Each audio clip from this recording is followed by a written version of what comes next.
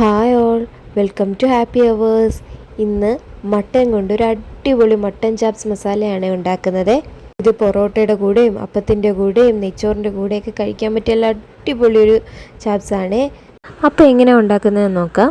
ഞാൻ ഇവിടെ കുക്കറാണ് എടുത്തിട്ടുള്ളത്. അതിലേക്ക് ആവശ്യമായിട്ടുള്ള വെളിച്ചെണ്ണ ഒഴിച്ചു കൊടുക്കാം. 1 സ്പൂൺ ഉലുവയിട്ട് എണ്ണയിലിട്ട് പൊട്ടിച്ചെടുക്കാം. കുറച്ച് കൂടുതൽ കൊച്ചുള്ളി ആണ് ഇതിനകത്ത് ചേർത്ത് കൊടുക്കുന്നത്. അപ്പോൾ അത് ഇതിനകത്തോട്ട് ചേർത്ത് കൊടുക്കാം.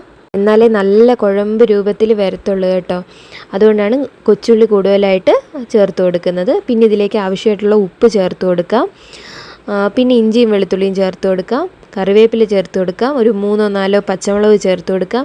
സവാള കുറച്ചേ ചേർക്കുന്നുള്ളൂ. ഒരു 1-2 സവാള ചേർത്ത് കൊടുക്കുക. നല്ലതുപോലെ ഒന്ന് വഴറ്റിയെടുക്കുക. എന്നിട്ട് അതിലേക്ക് 2-3 അല്ലി വെളുത്തുള്ളി ചേർത്ത് കൊടുക്കാം.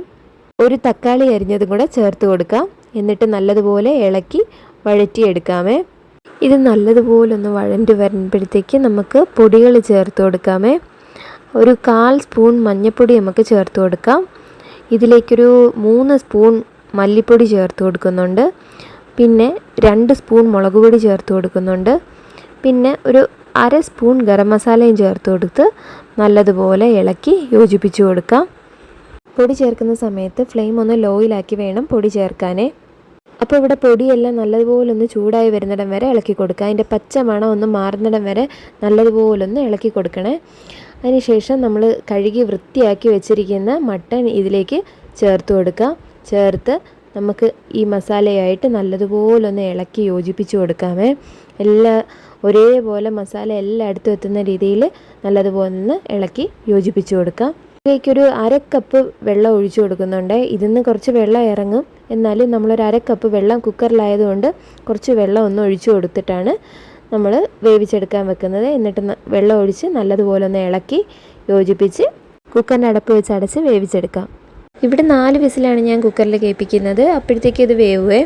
ഇവിടെ 4 വിസിൽ കേട്ടു. അപ്പോൾ നമ്മുടെ മട്ട ഇനി റെഡി ആയോ എന്നറിയാൻ വേണ്ടിയിട്ട് പ്രഷർ പോയതിന് ശേഷം നമുക്ക് കുക്കർ തുറന്നു കൊടുക്കാം.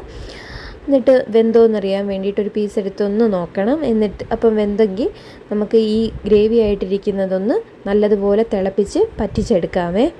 ഇതിൽ നിന്ന് എത്ര പറഞ്ഞാലും കുറേ വെള്ളം ഇറങ്ങുമായിരിക്കും. അപ്പോൾ ആ വെള്ളം എത്ര ഉണ്ടോ കുറച്ചൊന്ന് പറ്റിച്ചെടുക്കണേ. എന്നിട്ട് നല്ല ഗ്രേവി കുഴമ്പ് രൂപത്തിലായി വരുന്ന രീതിയിൽ ഇതുപോലായി വരുന്ന രീതിയിൽ ഒന്ന് എടുക്കണേ. എന്നിട്ട് നമ്മൾ ഏത് പാത്രത്തിലോട്ടാണ് സെർവ് ചെയ്യുന്നതെന്ന് വെച്ചാൽ അതിലോട്ട് നമുക്ക് സെർവ് ചെയ്ത് കൊടുക്കാമേ. നമ്മുടെ ആവി പറക്കുന്ന മട്ടൻ ചാപ്സ് ഇവിടെ റെഡി ആയിട്ടുണ്ട് കേട്ടോ. സൂപ്പറായി ഇത് കഴിക്കാൻ കേട്ടോ. പൊറോട്ടയുടെ കൂടെയും ചപ്പാത്തിയുടെ കൂടെ അപ്പത്തിൻ്റെ കൂടെ ഒക്കെ കഴിക്കാൻ നല്ലതാണേ. ഈ രീതിയിലൊന്ന് ചെയ്ത് നോക്കണേ. എന്നിട്ട് ഫീഡ്ബാക്ക്സ് കമൻസിലൂടെ അറിയിക്കണേ. പിന്നെ വീഡിയോ ഇഷ്ടമായി കഴിഞ്ഞാൽ ലൈക്ക് ചെയ്യാൻ മറക്കല്ലേ. ചാനൽ ഇതുവരെയായിട്ട് സബ്സ്ക്രൈബ് ചെയ്യാതെ കാണുന്നവർ ഉറപ്പായിട്ട് ഇത് സബ്സ്ക്രൈബ് ചെയ്യണം കേട്ടോ. അപ്പോൾ ഇനി പുതിയൊരു റെസിപ്പിയായിട്ട് വീണ്ടും കാണാം. ബായ്.